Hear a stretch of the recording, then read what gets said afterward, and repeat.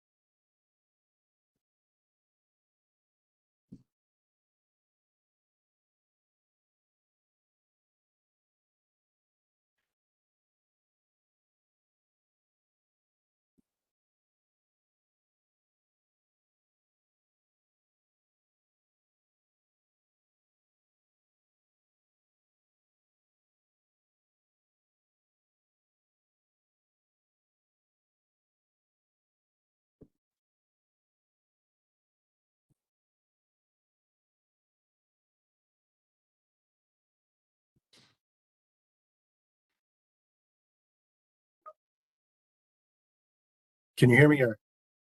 Yes, we can. Can you hear us? I can't hear you guys.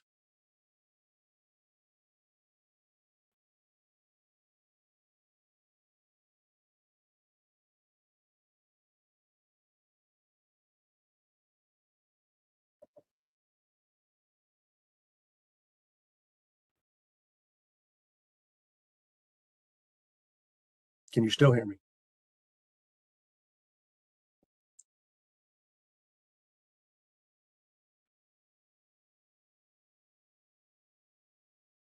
Yeah, I'll try calling him. Hold on.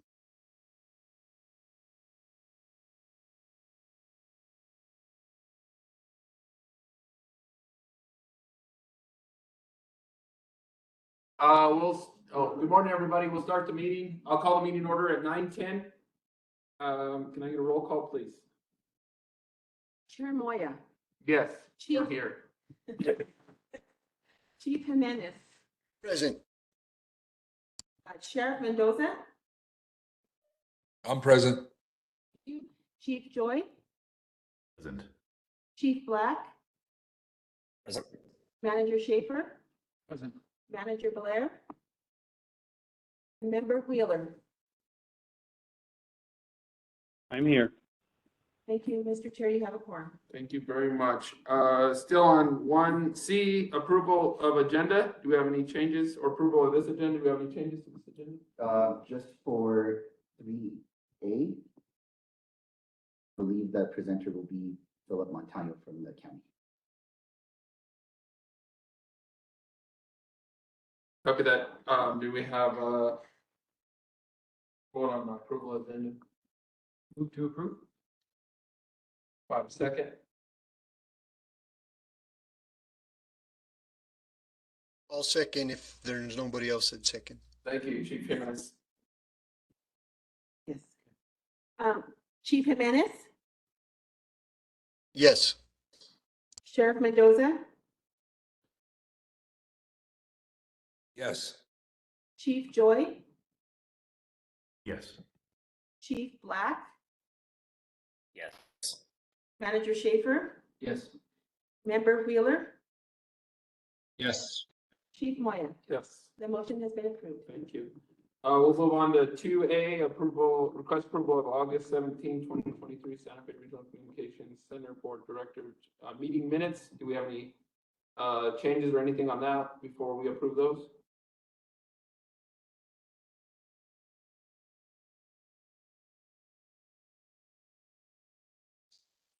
Can I get a motion?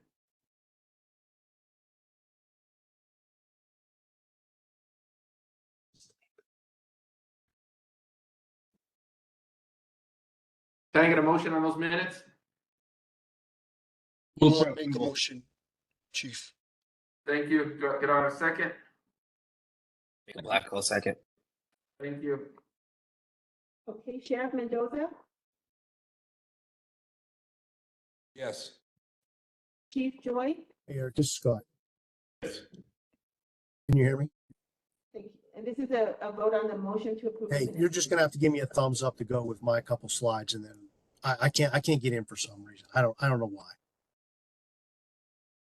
I apologize. I'll continue to keep trying, but Okay, okay. Sorry about that, folks. Keep going with your vote. Okay, I'm going to start over, but this is a vote to approve the minutes. Sheriff Mendoza, Yes. Chief Joy, Yes. Chief Black, Yes. Manager Schaefer, Yes. Member Wheeler, Yes. Chief Moya, Yes. Chief Jimenez. Yes. The motion has been approved. Thank you. We'll move on to item 3A, update on the status of the new RECC building. And, yeah. Director Montano, you have the floor. Good morning, PJ Montano, Santa Fe County Projects and Facilities Division Director. Wanted to give you guys an update on the building. Construction's moving ahead. We're getting it almost 100% dried in. Windows are being installed. PPO roof has been installed. HVAC units will be in by next week. Wanted to go over the construction schedule a little bit. We were given an updated construction schedule from the contractor yesterday. I went into detail with them this morning. We are looking originally from the notice of, to proceed. We were looking at a date for punch December 5th. That was moved back early in the construction to November 3rd. During the order for the structural steel, that got moved back to November 27th, and then it was delayed another week, pushing us now back to December 4th. So we are looking to do a punch December 4th through the 8th. The contractor has given themselves about 2.5 weeks to correct any deficiencies that are identified by county staff, which will give us an owner relocation date anywhere from the 11th to the 27th, depending on the punch items. But with that, I'll stand for any questions. Other than that, I think Daniel Sanchez has a presentation to go a little bit further into detail of the move-in dates. Thank you, Director Montano. Do we have any questions for him?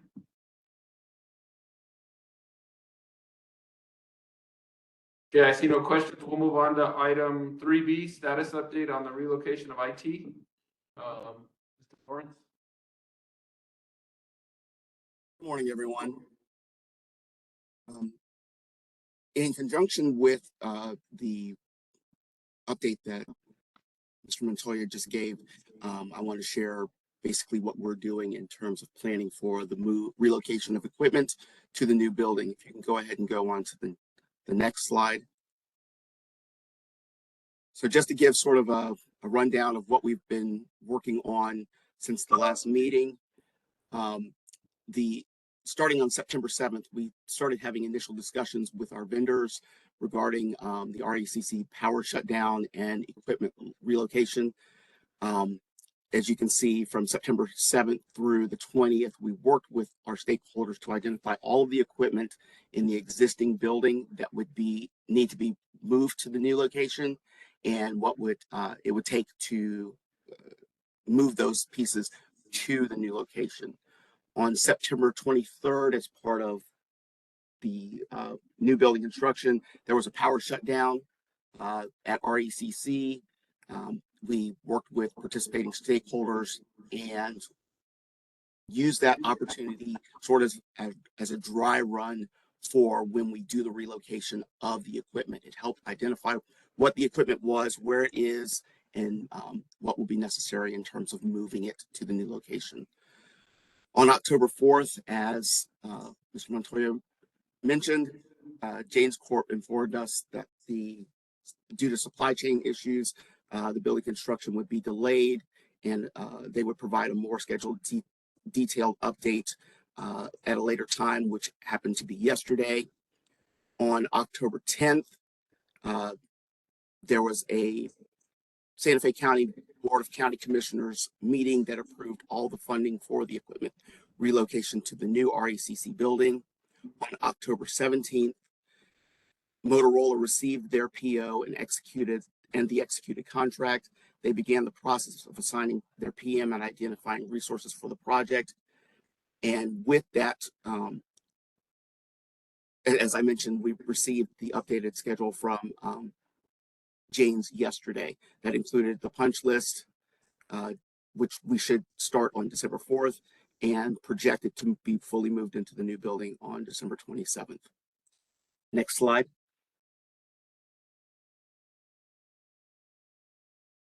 With this information, the Santa Fe County IT staff will initiate a kickoff meeting next week to plan and coordinate the RECC relocation logistics. We'll be working with all of the stakeholders that are identified below. I won't go through them individually, but it includes groups from the state of New Mexico, both the city and county of Santa Fe, the town of Edgewood, and the various vendors that have equipment in the current RECC building that will be moved to the new RECC building. If additional stakeholders are identified that need to participate, we will include them as well. Next slide. Did we already schedule that meeting? Or I'm sorry? Scheduled yet? The meeting has not been scheduled.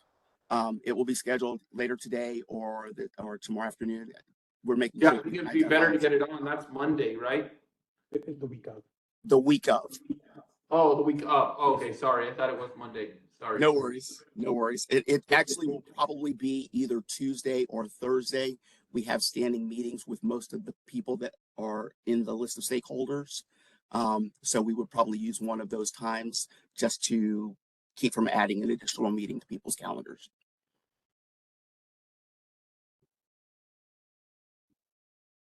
Any other questions? Ms. Lawrence, will Stanford, is Ms. Lawrence, anybody have any questions for Mr. Lawrence? Now that I have everybody on the screen. Joe, Mr. Beta, you have the floor. I'd just like to make sure that Chief Moya, that you also have felt that it was really important that image trend does not go down during this transition. That when it went down during the power outage, it caused a lot of problems for the fire department. Having to manually go back and re-enter all the calls that you guys had on that weekend. So that's just something I just want to put down for the record, that we need to make sure that image trend is not compromised during this transition and the importance of it. Yeah, I'll just reiterate that. It was a big deal. I think we still haven't got all the calls back, just from the guys, because they went out on weekends and then they were gone for 4 days. So yeah, we can just work on a way not for that to go down. That'd be a huge help. I'll talk on behalf of the city, Santa Fe Fire Department. I think we're still not done with all those calls. So, Mr. Chair, Daniel Sanchez, I think now that we have all the players that will start these meetings, we'll address those concerns and we'll try to mitigate any downtime. Unfortunately, the big lift and replace like this, if we move, there may be some downtime. We'll try and alleviate that as much as possible. Yeah, I think just the 2.5 days was my big concern. That's what we had on that Saturday, Sunday, right? Right, and that was due, again, because of some infrastructure issues that we encountered. Again, several of us were up for hundreds of hours trying to resolve that. And as always, we know the importance of all the public safety equipment and the need to have it up. So we will now start working towards mitigating those issues and addressing the concern. And I just want to thank Joe Bit, he's been involved with these last meetings. So thank you for that, Joe. And the town of Edgewood, I think they've been invited to the meetings as well. Let's make sure that the key players are involved. Thank you. Thank you. Thank you, Daniel. Appreciate it, man. It's been good. Thank you. Any Do other you have questions? any more questions for Mr. Lawrence? Sorry, I cut somebody off. Oh.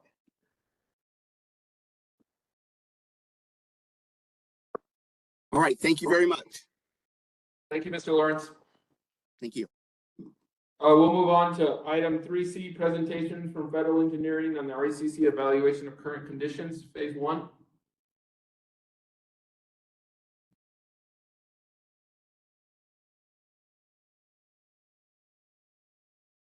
All right. Can everybody hear me? I think I have audio now on my end also, so I think we're good to go. Yes, sir. We hear you. Okay, excellent. All right, thank you, everyone. We really appreciate the opportunity to present our key findings, at least at a high level, and touch on some of the key components that we've come across during our initial analysis here. My name is Scott Strom. I'm the project manager with Federal Engineering for the project. And with me today is Eric Perry, one of our subject matter experts. And he was our lead technical resource on this particular project and did, along with a couple other resources, came on site and completed the current conditions analysis.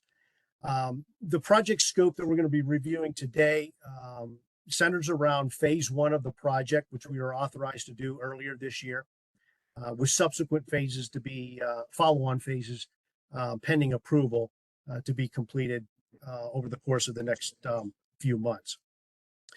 As I stated before, this current phase that we're working on was the current conditions analysis.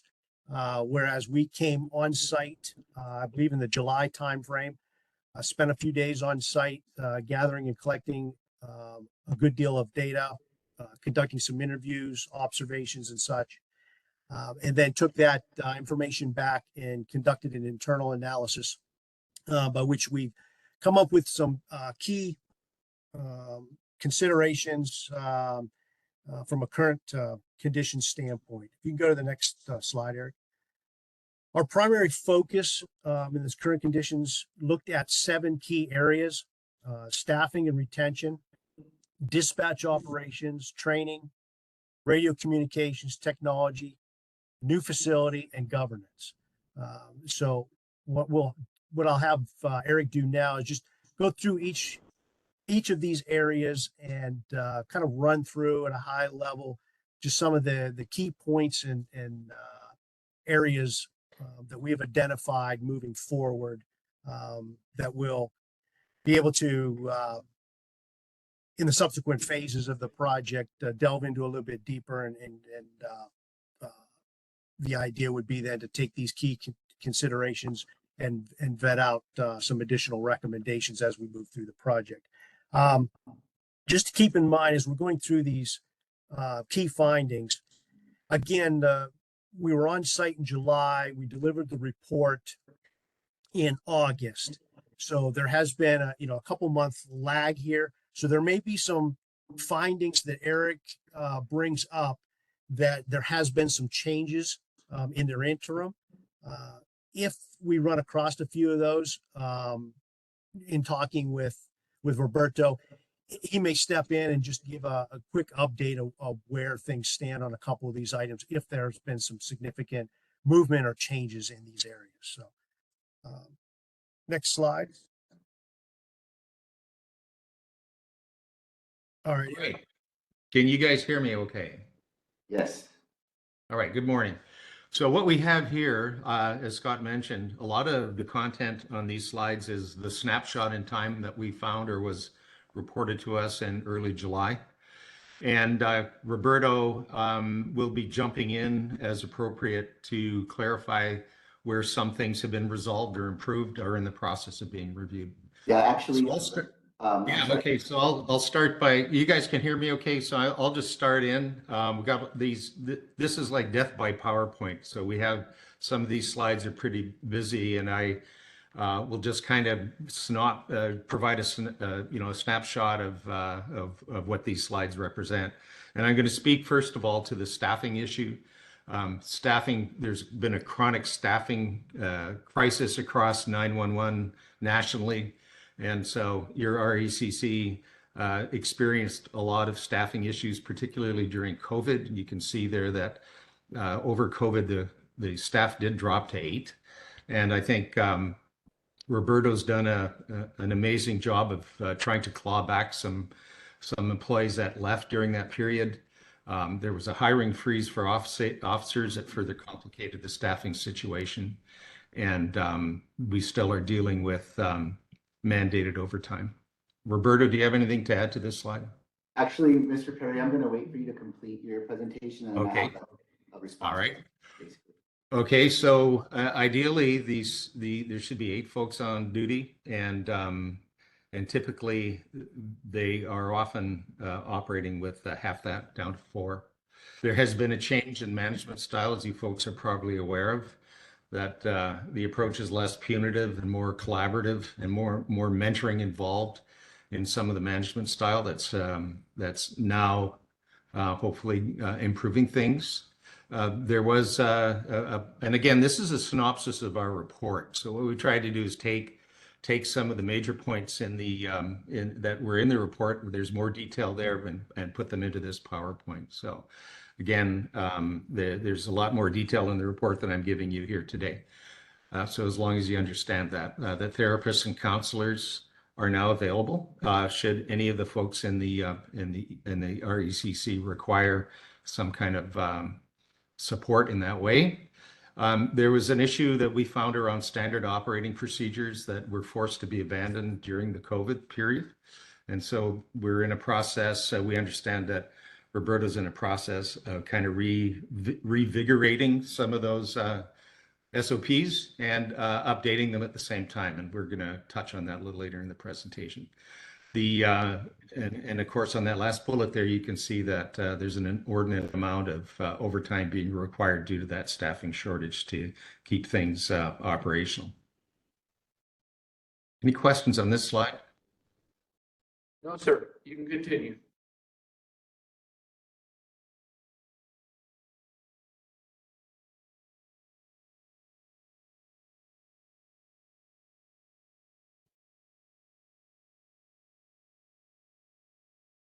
Eric, are you there? Oh, I inadvertently hit my space bar and muted myself. Okay, you might want to start over. What's that? Okay. Where did you lose me, on this slide? Yeah, just start over on this slide. Okay. So, so there have been some kind of incentives that have been established to try and attract more staffing. So salary increases are in the mix, but we still have until the staffing levels return to a more equitable level. There's still going to be mandatory overtime, which creates, as you can see, and expect exhaustion and frustration in the ECC. There was some reported friction between the day shift and the night shifts, and a lot of these things have been exacerbated by the frustration that the employees are experiencing, and it kind of creates friction between them. Hopefully, these things are on the way to being resolved, and there's better communications between the various shifts, particularly when the shifts change at change time. We heard that in some cases people just unplug and bail out of the RECC. Hopefully that's not the case anymore. Again, touching on SOPs here, it was reported to us that there's been a considerable chunk of time where those SOPs have not been updated, and so we've had since then standards that have been developed by NENA, National Emergency Number Association, and APCO. And there's an effort to align SOPs with the standards that are out there that have been developed over the past few years. It was also reported that, again, due to staffing issues, there has been difficulty in getting a response from dispatch. One extreme cases, perhaps for 15 to 20 minutes. And we were told the officers were advised to call 911 if there's some kind of a problem. And it's far from ideal, some of these things we're talking about, but hopefully they have been on their way to being resolved. So continuing on, dispatch operations, there was other more procedural issues that were raised regarding how calls are dispatched. So you can see on this slide, that first bullet in particular, that calls were often dispatched without a location, which presented a problem, the frustration on the officers who need to respond. Some of them could very well be very close to where the occurrence is located and not know that it's just around the corner. That kind of an issue with that. And I understand, Roberto, that some effort has been made to resolve this particular one. Yes. Also, and it looks like this is, again, the participation in the task force for the new building. Hopefully that is occurring, where there's some involvement with the RECC oversight and the development of the new building. It looks, from that previous presentation that we just watched, it looks like that's happened. The third bullet on this slide, RECC requesting funding for a mobile command vehicle or secondary dispatch center. What we found is, unless things have changed, there was no backup center, so that if the RECC had to be evacuated for whatever reason, I think there is an agreement for calls to roll over to another location, but per se, there's no ideal backup center yet. So maybe that, with the migration towards a new facility, maybe this could be resolved. And then I already covered that last bullet regarding communications between the shifts. We doing good? Yes, sir. All righty. Plowing along, more about dispatch operations. There was some frustration expressed by the fire folks regarding the paging out of calls. And you can see from that bullet there, we were told that Chief would be listening, monitoring radio channel to be sure no calls are missed. Quality assurance, quality improvement is essential to successful operation of any operation.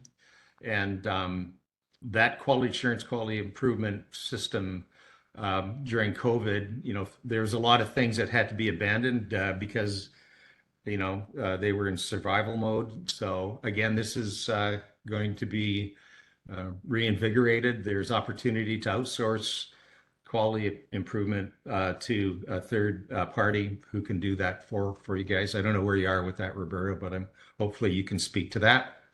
Fire would like updated procedures on clearing calls. Again, this ties back to SOPs and the accessibility to CAD. Fire also expressed concerns over staffing for major events. In an ideal situation, if we were fully staffed, it wouldn't be that difficult to assign a dispatcher and dedicate them to the event that's going on, because right now that's not happening. At least when we were there, it wasn't happening. Timestamps, that's for those of you that aren't familiar with what that is all about, or the net clock. There's a device called a net clock that is supposed to be functioning in the RECC that synchronizes all the timing and all the various equipment, so that a call comes in, it has a synchronized timestamp with all the rest of the other equipment. So this is particularly important if a call needs to be investigated, where time in, time of dispatch, those kind, time of arrival on scene, all those things are critical. And they, in an ideal situation, they need to be all synchronized. And my understanding is, Roberto, that you're on your way to getting funding for a net clock, or you may already have that. Yes, we've secured that. Okay, perfect. And then we have the last bullet here, dispatch supervisors are classified as team leaders and don't qualify for overtime. Again, this is kind of a smooshing together of everything that we found in the report, trying to distill it down to this type of approach. And so you can see kind of, this is a very high level of some of the things that we found there. Okay, training. We found some disparity in training. Training is always kind of the elephant in the room for typical 911 centers, communication centers. And you have to have good training in place. It was reported to us that there were some inconsistencies in that training, particularly in the level of knowledge when it came to querying license plates or people, suspects or whatever on NCIC. There was an issue discovered with the training coordinator that needs to be certified, and that's something that's doable. There's courses out there for training coordinators that can certify them, and so hopefully that is something that is on the road to being resolved. There was the staffing shortage created scheduling problems. And so after discussing this with Roberto, we thought that maybe you guys should consider getting a software program that looks after your scheduling. That makes it a little bit simpler. Hopefully with the clawback of some additional staff, that scheduling won't be as problematic, but I think I can generally speak to most most PSAPs do have scheduling issues. Like I said, chronic staffing across the nation, it's a big problem, and it's ongoing. Another problem is that some folks, we call it poaching, where some folks will get trained at one center and then get hired by another center. So it was reported to us that this has happened, where the RCC has experienced, bringing people in, training them, and then they decide they're going to leave and go somewhere else for a better environment and higher pay. However, having said all of that, Roberta's doing an amazing job of getting the toothpaste back in the tube, and maybe he can work his magic. And I understand he has been working his magic. So hopefully, some of these staffing issues and training issues and everything are being resolved. We also suggested, and it's available, some advanced leadership training for supervisors, as well as for Roberto. There's all kinds of training out there that is leadership in nature, mentoring in nature, and is pretty good. I'm heavily involved in the National Emergency Number Association education program, and you may look to that organization to get some of that training. All right, I'll take a breath here. Any questions or comments so far? I don't think so. All right, pushing on. Radio communications. There's some finger problems that were identified to us involving the radio communication system. Again, that's more of a training and procedural deal. There was reported that, again, due to staffing shortages, that often queries had to be repeated, or there were occasions where it wasn't sure if the RECC staff actually got the information that needed to be queried. There were some issues with the CAD system that some officers would never be cleared from a call. So it would appear that, maybe the next day they were still attached to the call. That was a bug, and I think that's on its way to being resolved. Not everybody has the mobile data terminals in their vehicles. And so those folks that don't have those terminals don't have the ability to enter complaints, as they find them. They don't have the ability to change their status automatically. So I think this would be something for down the road, an effort to try and provide as many mobile data terminals in the vehicles. And that would contribute to improving that particular situation. And then we get back to some more updating, the need to update the radio procedure SOPs. And Roberto assured us that all these SOPs are being updated, right? Yes. Of course. All right. Keeping going on radio communications. That first bullet, I already talked to that, where hopefully addresses are being given out. Officers know where the call is. And if they happen to be right there, they can acknowledge that and take the call. The radio etiquette, that would be the professionalism over the radio. There was identified that could be improved. And again, QA/QI is on this slide, which is quality assurance, the review of calls coming in, as well as a review of how calls are being dispatched. So hopefully that loop of improvement, as things get better, will be resolved. Of course, there are dead spots throughout the county. It was indicated to us that there are dead spots where nothing works, where you have no radio or cell coverage, and there's not a whole lot we can do about that. But that's just a fact of life, and everybody seemed to be, used to it, and have figured out workarounds for some of that. This bullet here on the securing the funding to upgrade to the state system, I believe that's been accomplished. And the city of Santa Fe is, at the time when we were there, was in the process of jumping onto the statewide radio project, and we were told very recently that that's been completed. So hopefully some of the radio issues have been resolved. Technology. Just excuse me for a sec. Just had to clear my throat. So there seemed to be a bit of a roadblock with IT support, and it became quite clear that there was a bit of a bottleneck that exists. Anyway, anecdotally, this is how it was presented to us, that there was kind of one person who was basically the main IT person that had to respond to virtually everything that happened in the RECC.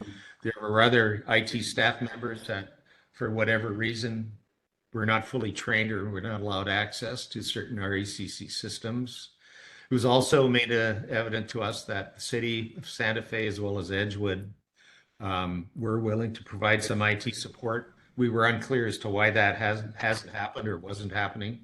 And it was also reported to us that the Edgewood IT personnel, if they had to work on something, that there was required that they would have to drive to the county to do that work. And it was also reported to us, kind of in the same vein as some of these technology issues, that there was some instability reported for a CAD server, and that needed to be updated. And we were told very recently that that has been completed. So that instability and the crashing regularly of that server has been fixed, hopefully. Moving along, that OSMCT, that's on-street mapping and control tool, which is part of the mobile data terminals, the GETAC, I guess how you say it. And that was reported as crashing for various reasons. We're not sure why. Maybe that upgrade to the servers fixed that. I spoke about the net clock earlier, and for this thing that has to synchronize all the timing and all the equipment in the RCECC. And I understand that that funding has been acquired, and so it should be just a matter of time before the net clock is back up and running and everything's all synchronized. There was a dispatch desktop upgrade that's been completed. And let me see what else here. It was reported to us that there was a lack of network support knowledge within IT. And the last bullet on this slide is the complaints surrounding the records management system for the city of Santa Fe Police. And we understand that it was pretty bad, and that they were very unhappy with it, and that they're on their way to adopting a new system. At least that's what we understood at the time in July. Any questions or comments? Okay, a little more technology here. Hold on, sir. Can you hold on 1 second? We have a question. Yep. So Daniel Sanchez, IT Director for the county, just wanted to address some of these topics. It does appear to be a bit outdated. Maybe it's been a few months to here. We have made some changes. Also, I wasn't involved in the discussion or the survey of this, so I would like an opportunity to revisit this or be in contact with me to address some of these issues. Just a very high level, right? So we do have a 5-person team of public safety. 1 person is dedicated to RECC solely. We have had that vacant. We are in the process of hiring for that position now, as of this past week. We have a dedicated person for Sheriff's Office, ADF, and Fire. There is cross-training involved just because they all do have on-call rotation. So they are required to know each other's spaces. So there is an on-call portion of it and cross-training. We are also in the process of bringing on a contracted personnel group to monitor the network and systems 24/7 and provide infrastructure support as needed. So we will know when things go down before, the same time as dispatch goes, right? Typically, we get a call at 2 in the morning from Roberto or somebody saying something is down. With this process in place, we'll be able to address those concerns immediately and beginning working on the resolution as we get that call from dispatch.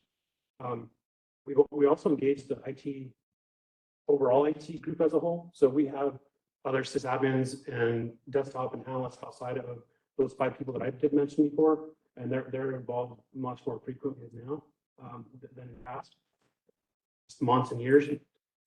So we are making changes and moving towards getting better 24/7 monitors for the staff. So again, I think if it's appropriate, I would like to have additional discussions with federal engineering just because I wasn't involved in those discussions. So a lot of this stuff is maybe addressed. Director Sanchez. So thank you. Go ahead.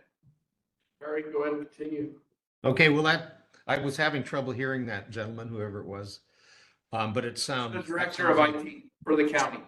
It sounds like it's good news to me. It sounded like very good news. So I think some of these things are well on the way to being resolved, which is great. So just a few more things that we found when we were there in July. And it sounds like that first bullet's been addressed, more coordination. And so hopefully I can assume that most of the issues on this slide are on their way to being resolved. Would that be a fair statement? Yes. All right. Good news. Thank you. Again, this is more technology stuff. And the first one there, data needs to be supplied by the RECC based on jurisdictional policies. That's kind of would be the outflow of statistical stuff from the RECC. Roberto, I don't know if you want to speak to that. Yeah, I will in my next. And okay, you let me know when you're ready to jump in. Again, some standardization for jurisdictions so that it's less Burger King dispatch and more kind of established procedures that are amenable to all rather than trying to deal with the little intricacies of each organization, although there's some degree that has to be done. But I think more standardization, more standardized approach to call taking and dispatch. It was reported there were no dashboard reports available. Hopefully that's changed.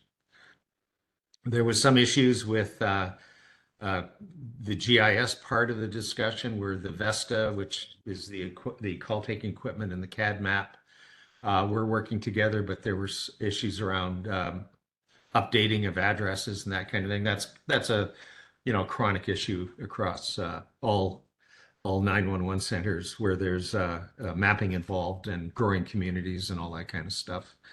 The mapping isn't always up to date. And there, the second last bullet there, AVL is automatic vehicle location. It was reported that county fire does not have that, and so therefore there's no turn-by-turn directions that are available on the mobile data computers. And the last bullet there, I think I touched on that already, that with a mobile data terminal in a vehicle, officers can look after their status and be able to update their status. Things like when they get the call, when they arrive on scene, when they clear the scene, that kind of thing. New facility, you did a great presentation on the new facility. So not much to talk about here. Expected to occur, I think you said December 27th. So hopefully Santa will be able to deliver that to you and you get moved in before New Year's. Governance, we touched on governance here. There are mutual aid agreements in place for these departments, but we did find that the governance needs to be better structured, and we're going to talk about that on the next slide here with regard to some of the JPAs.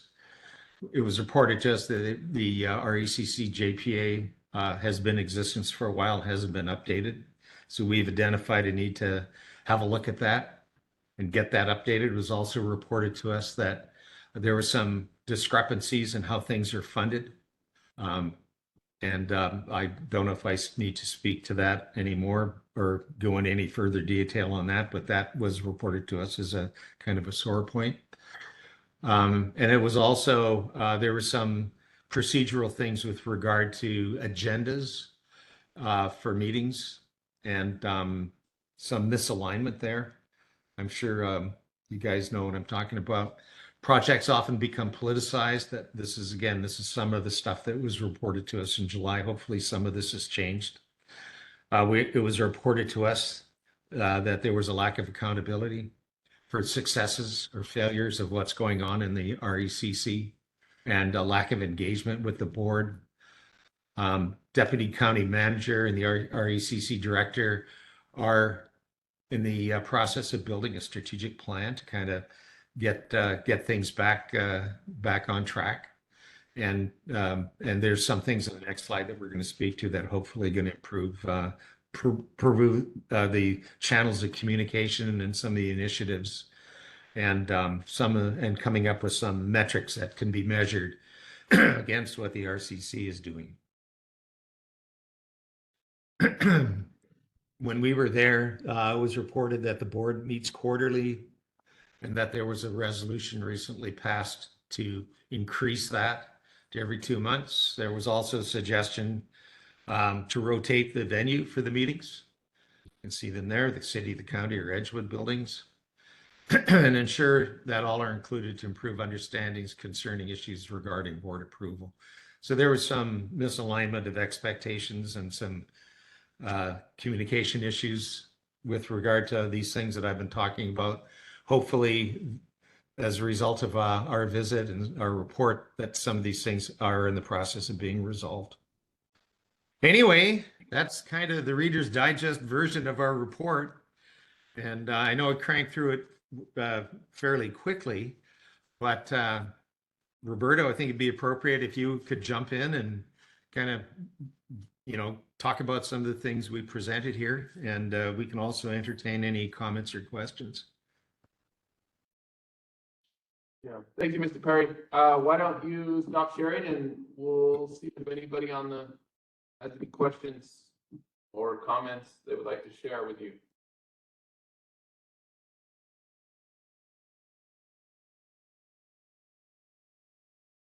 Okay, I don't see any. Mr. Chair. Okay, hold on, Chief Jimenez, Manager Schaefer beat you. I just didn't see his hand. No problem. I wanted to thank Federal Engineering for their work, and I also wanted to, thank Roberto, for his leadership, as well as the board as a body for going through this effort. It can be hard to look in the mirror and have someone else look in the mirror in terms of how we're doing as a board and areas of improvement and growth in RECC operations. And so, this is a first step towards us collectively moving forward and making the operations of the center better. As Daniel alluded to, and as Roberto's going to allude to, I think there's already positive momentum in that regard. But again, I wanted to acknowledge both the board's willingness to do that, since this looked at our as well as the RECC as an entity. So thank you for everybody for, again, participating in this in such a professional way. Thank you, Manager Schaefer. Chief Jimenez, you have the floor. Thank you, Mr. Chair. Just also want to echo the appreciation for the presentation. I'm not sure when this was conducted. I just got here October 31st of last year. Mr. Perry, I was wondering if you could maybe provide a map or some of that information over as far as where the dead spots are, radio communication. We're in the process of getting work cell phones, mobile phones for our officers, everybody involved, just in case. But if you could provide that, I would appreciate it. Thank you. Okay. We'll make an effort to try and figure that out and give that information to you. Again, I think it was also mentioned when we were there beginning of July, just to put this to frame kind of the snapshot in time kind of thing. And yeah, so we're happy to help you out. And I believe Scott helped me out here, but I think there's some other federal engineering involvement on a larger scale. And so that coverage could be investigated further. Yeah, actually, this project has at least, at least 2 or 3 additional phases that are in the process, at least one right now, the staffing study and operations review. And then there's a technical assessment and then potentially a governance phase to this project.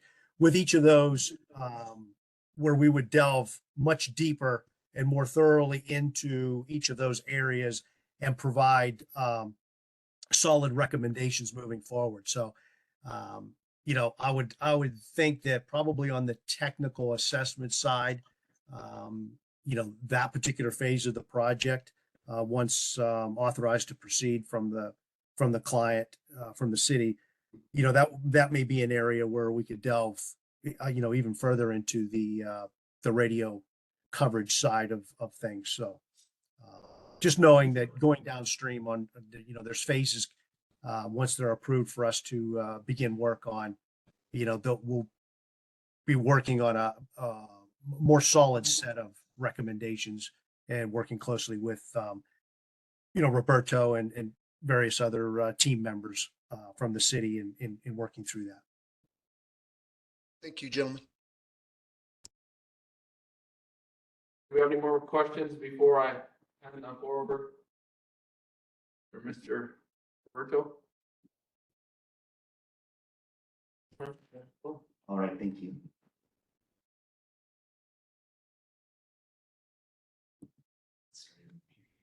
Sorry, forgive me while I scroll through these slides to my presentation, but again, thank you to Federal Engineering for participating in this meeting and conducting the analysis. Our stakeholders for participating as well.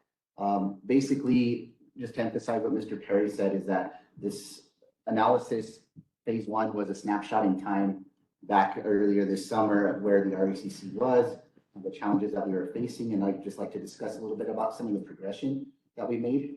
We'll cover staffing, daily shift coverage, special event coverage, standardized training, and use and implementation of technology. So with staffing, we have an increase that has allowed for additional staff to be assigned to major events.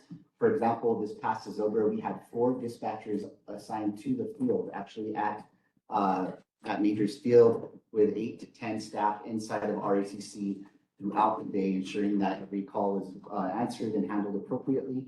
We were not able to do that in my understanding in the past 3 years due to staffing, so we have increased greatly. Voluntary overtime and assignments has been created for DUI checkpoints. So when I do receive notification from an agency that there is a DUI checkpoint, I will create a vacancy for overtime, and it has not been forced, it's voluntary. And since July, we've not pulled mandatory overtime for any events like that or staffing at all. So it's gotten much better since July.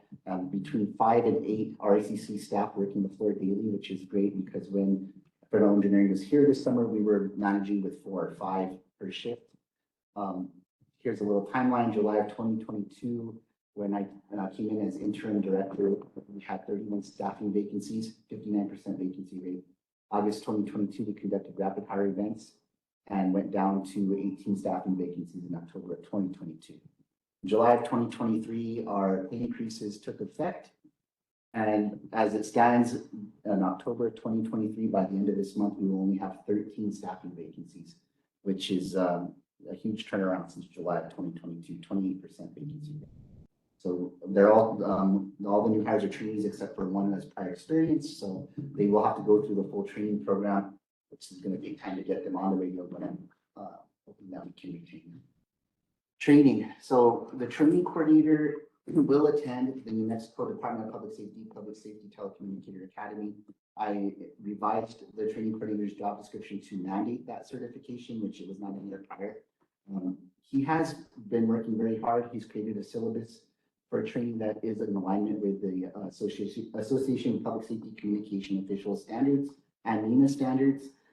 Syllabus will be implemented with the new hires that are starting this month. And he's also acquired his APCO certified instructor. So now he's a certified instructor through APCO to present the first week of public safety telecommunicators certification. So basically, the Law Enforcement Academy is a 3-week academy, and that first week is the APCO PST1 class. He's now certified to instruct that in-house. So we have less time of our trainees being out at DPS. Then we spend 2 weeks instead of 3 because he teaches that first week in-house. So that's great. We're also acquiring Power FTO, which is a training tracking web application that will allow us to upload our SOPs and daily observation reports for every trainee. That software also allows us to implement required hours on a training topic. So if we have them working on phones, it'll be mandated that, this is just an example, that they must have 120 hours of answering phone calls, they must have handled a domestic violence situation, a vehicle accident. We'll build those into that training program. We're just waiting for it to get implemented. NCIC training, we've developed a training presentation that is in alignment with CGIS and DPS standards and encompasses all aspects of NCIC. And we will be presenting that again to all current and new RECC staff. Technology utilization. The city of Santa Fe did, in fact, successfully transition to the digitally trunked radio system owned by the state. A Dell storage array installed to prevent data overflow and CAD outages. All RECC radio consoles have been upgraded to the state network, and funding has been secured for installation of the new net clock at the new RECC facility, which will make all the times in sync with every module that we have. In addition to that, the county is also transitioning to the state network, so that's in the works as well. And IT, to address the IT issues, so Jason is dedicated to all of RECC public safety, but he also has been training his newer staff. They have a couple of newer IT guys on how to handle issues with the CAD or issues within RECC. So that's been going well. And we've had a lot less issues and quicker response time. So everything's been going great with IT over the past few months. And that's pretty much it. Let me see if I have any other notes that I wrote down.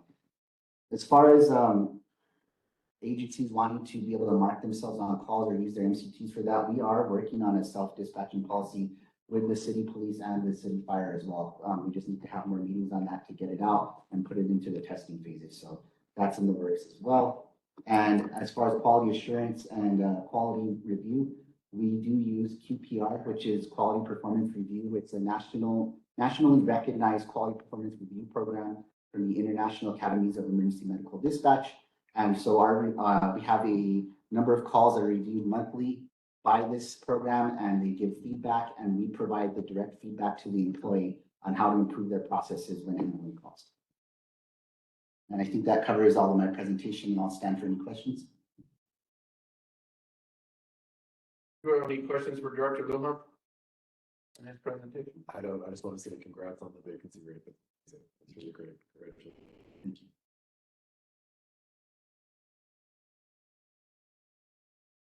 Okay, we'll move on to Roberto's report.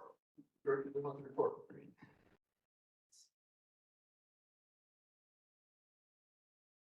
So this is for the month of September. Total telephone calls handled 30,359. Total telephone calls received via 911, 7,601. Santa Fe County calls for service, 5,081. City of Santa Fe calls for service, 8,590. Town of Edgewood calls for service, 454. And again, this was September, so the RECC had 19 vacancies at that time, which will drop to 13 at the end of this month. In addition to that, the total telephone calls handled, I'd just like to again mention the discrepancy there, how many calls we answered versus how many calls were actually dispatched on. So the telephone tree has gone through several revisions. It's ready to go live. We're waiting on the phone vendor to make sure that it's ready and that the calls can be transferred correctly. And that's the last piece we're waiting on to implement that. That will guide people to the proper agency when needed. I'm sorry, I guess I didn't show you screen. There's the data.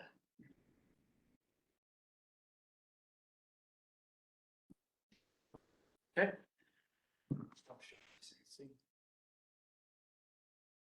Do we have any questions for Director Lujan on his report? Okay, I'll move on to action items. Number 5A, creation of a capital revenue fund for anticipated capital expenditures. Talk about that, but they have the floor.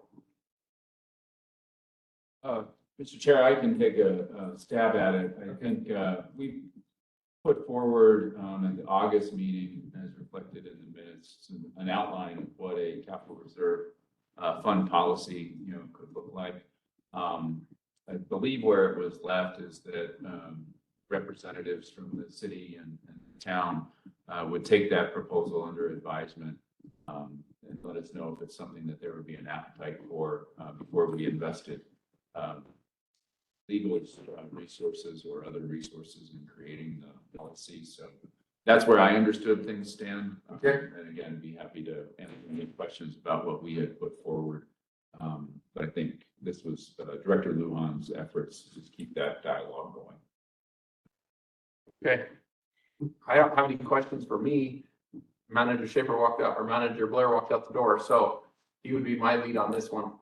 But we can always come back when he gets back. Does anybody have any questions about that before I move on to the second part?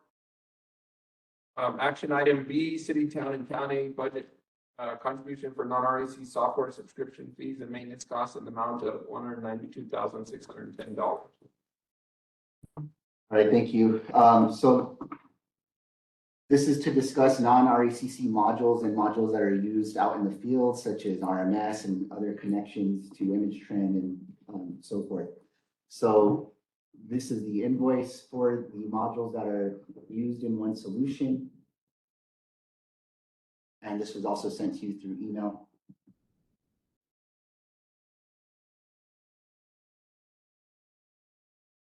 And then this is the table that discusses non-RECC applications, which was also provided,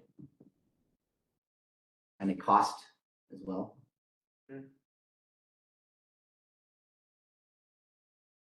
So here we have the total, $192,610.19.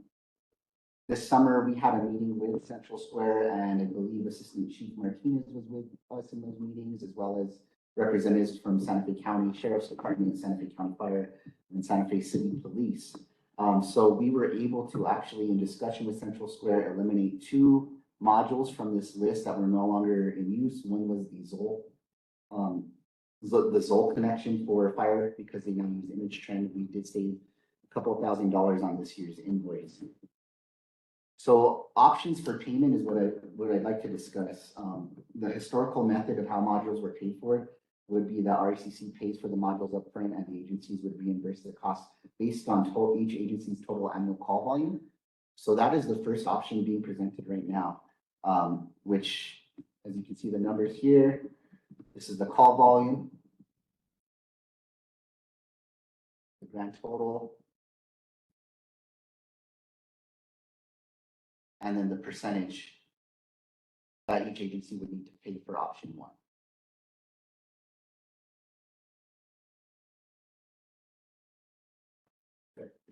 For option 2, it provides a payment option based on what agency uses each module.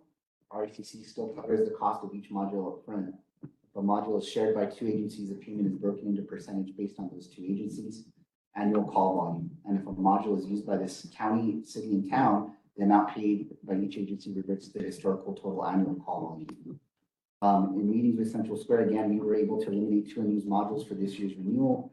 And in the future, I would like guidance on when and how a module should be removed, and should there be a threshold for when a module is unused for a certain period of time for it is safe to remove. Like let's say there's a module on there we discover hasn't been used for 6 months. I would like a process verbalized or written for us to understand, well, at which point do we eliminate a module because it's just obviously not no one's using it. And then new modules, of course, can be added at the request of any agency that we serve, but there would need to be a revenue source identified and also an approval process identified for us to add new modules when we meet each agency. Okay. It's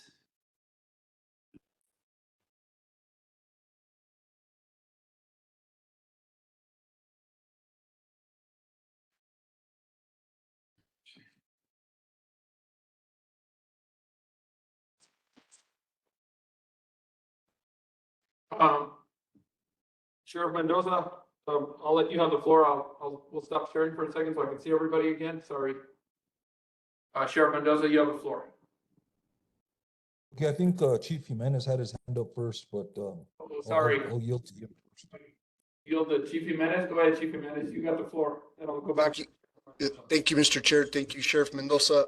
I just wanted to ask Director Lujan, it's my understanding we were considering possibly going away from One Solutions. Has that changed, or is this something that's just for now or temporarily? I guess that's my first question. Thank you, Chief Jimenez and members of the board. So we have not decided to move from Central Square. We received notification last winter that they would potentially be reaching end of life for this CAD system. And then we attended their conference and they advised that is no longer the case. It's fully supported and there's no expiration date on their support. However, in our client agencies and myself, frustrations in dealing with Central Square, I would definitely recommend that we look at an alternative in the near future. That being said, there are other options coming from the state. My understanding is that DFA may potentially fund CAD purchases in the future. That's not 100% confirmed yet, but they have been mentioning that that is their plan. So I think would serve our best interest to wait to find out if DFA is going to do that before we spend millions of dollars on our own purchase. Thank you, Director Lujan. Right now we're using a different RMS system. So maybe one of the IT guys, either with the county or city, they would be available to talk to our IT director and see if we can maybe streamline the process and get on to the RMS system if we're going to continue with One Solution. So more of a request, not so much a question, but thank you. Thank you. Thanks, Chief Jimenez. Do you yield forward to Chief Mendoza or Sheriff Mendoza? Thank you, Mr. Chair and Director. Thank you for putting together the breakdown of the modules for the One Solution. I was wondering if it would be possible to take a look at what the cost was for the year prior or historically, just so we can show, what we've been doing historically with the module system. I think that might help. Yes, sir, I can send that out.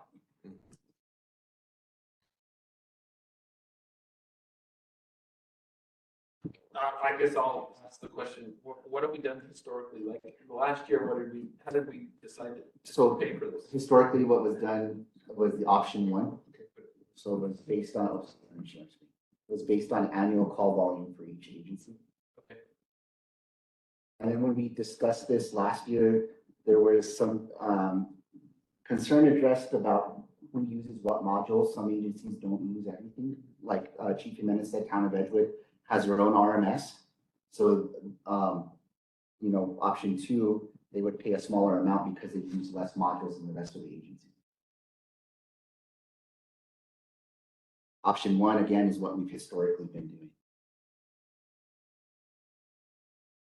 Santa Fe County's perspective, we're fine with option two.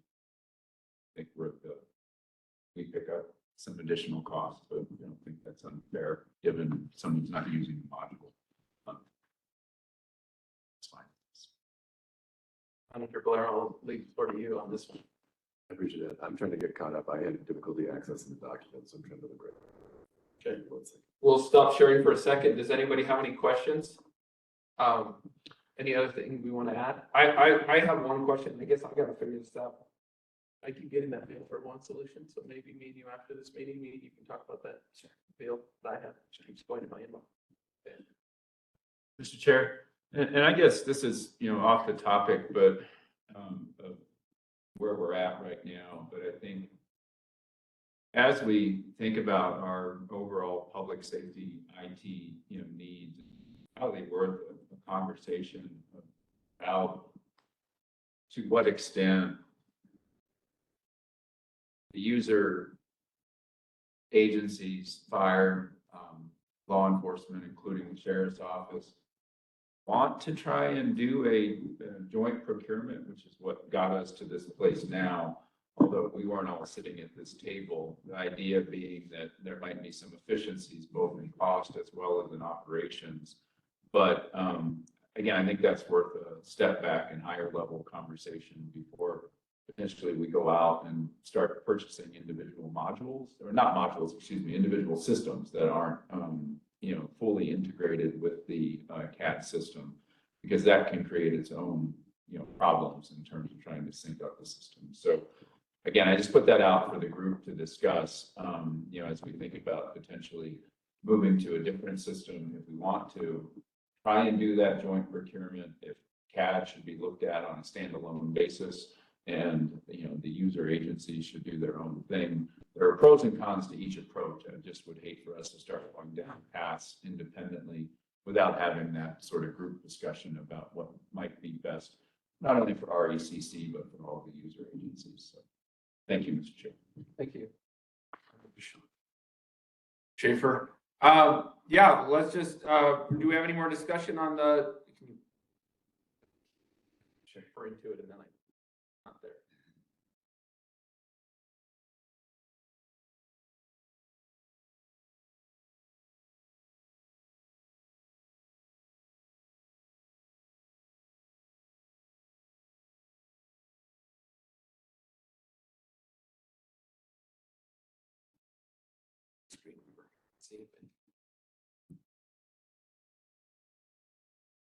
And just so I'll bring up this question. Have we all done in the past, then the city's just sent you an invoice? Is that what we did last year? Is that how We invoice the city. Okay.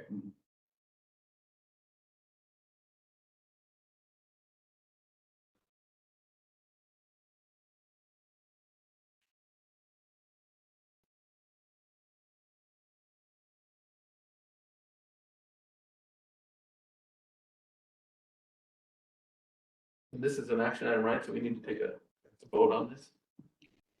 Manager Blair, you have anything before I?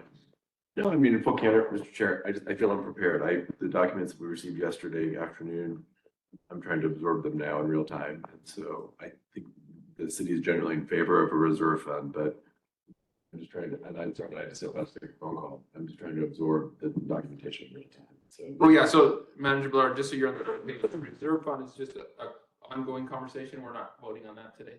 So the only thing we're voting on today is 192,000. It's 5B. 5B, yes, sir. And we last year did option 1. Is that correct? That's what's been historically done. That's how we paid this last year. Okay. And the only difference in option 2 is the county would pick up more and the Edgewood would pay a little less since they're not using as many modules. Great. So I will just put a motion on the floor to approve option 2, and then we can have more discussion. So I'm going to put a motion to go with option 2. Do I have a? I'll second that, Chair. Thank you. Do we have any more discussion before we take a vote? Okay, call for a vote. Who seconded the motion? Chief Jimenez. Chief Black, Yes. Manager Blair, Yes. Manager Schaefer, Yes. Member Wheeler, Yes. Chief Moya, Yes. Chief Jimenez, Yes. Sheriff Mendoza, Yes. Chief Joy. Yes. The motion has been approved. Thank you. I'll move on to conclusion of business. I just want to put one, since we don't have it on here, so everybody on the room knows, where will our next meeting be? Should be at the 100. Okay, so it'll be at my station. It'll be at my office, Station 1, and that'll be, I brought food last time. you brought food. I'm proud of you. Saying is next. Proud of you. Or probably, I'll take care of it. It'll be, what's the date? It'll be around December. Okay. Should be December 4th. Wait, no, December 21st. Okay, so it'll be December 21st. So I just want to put it in there. We'd be dressed as Santa. I'll have the outfit there for somebody to put on at Station 1. So, we can. Can I say something before we adjourn? Sure. I just want to make sure, I think the folks in the room were introduced, but I want to make sure that the folks on the Zoom know that we have our new IT director for the city of Santa Fe, Eric Candelaria, joined us last week. Will be participating with us here on the RCC going forward. We're thrilled to have Eric on our team. He comes to us with significant experience across the whole gamut of IT fields. Most recently, having worked with children and families at New Mexico. And I just wanted to make sure everyone got a chance to be formally introduced to him and know that he'll be an active RECC participant going forward. Thank you. Congratulations. With that, I'll call the meeting to adjourn. Thank you guys very much. I'll see you around Christmas. You're seeing it, Billy.